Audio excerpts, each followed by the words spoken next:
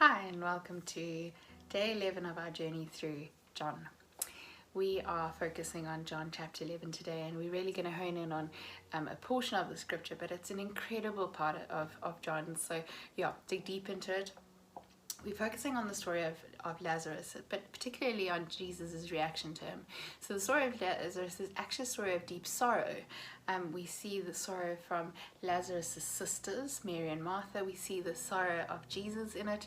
And so I want to point out three things, essential things that I find that we can really glean from in our own lives. Is that the reality is that in our saddest and our toughest moments, we often ask the question, where's Jesus and why hasn't he intervened? So we're going to kind of look at this in that scripture. Secondly, we're going to look at the fact that Jesus wept. It's one part in the Bible that I love because it shows the humanness and our relatability to who Jesus is, and he's the same today. And so we're going to look at that.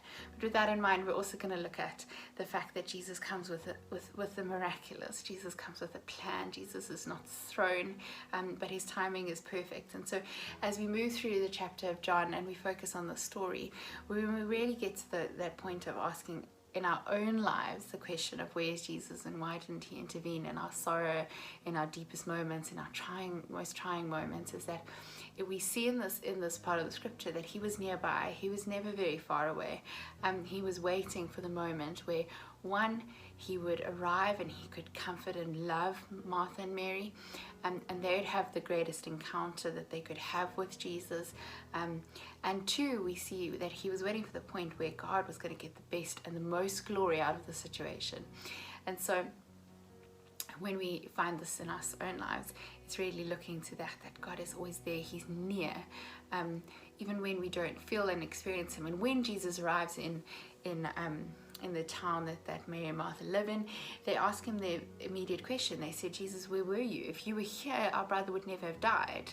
And Jesus sees their sorrow and he sees their pain and he wept. The scripture says Jesus wept. He wept. And I don't think he wept because Lazarus died, because he went with a plan to raise Lazarus.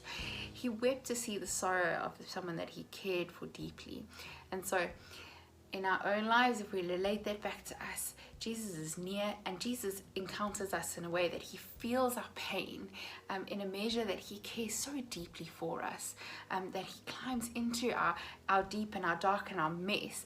But Jesus has a plan for the miraculous. He comes with the end in mind, with hope, with trust, with faith that we will get there with him. And so when we are going through those times, it's to put our eyes on him. He came, he raised Lazarus from the dead. He said in that scripture that I am the resurrection life.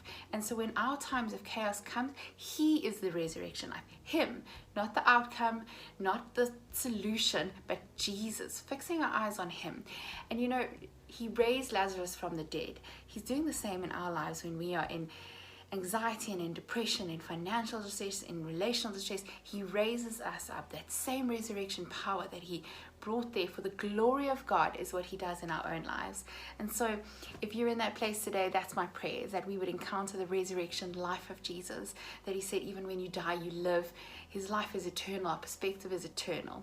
And so let's look to him. Let's look to him getting the glory in our lives. And yeah, I hope you're enjoying John, and I hope to see you all soon.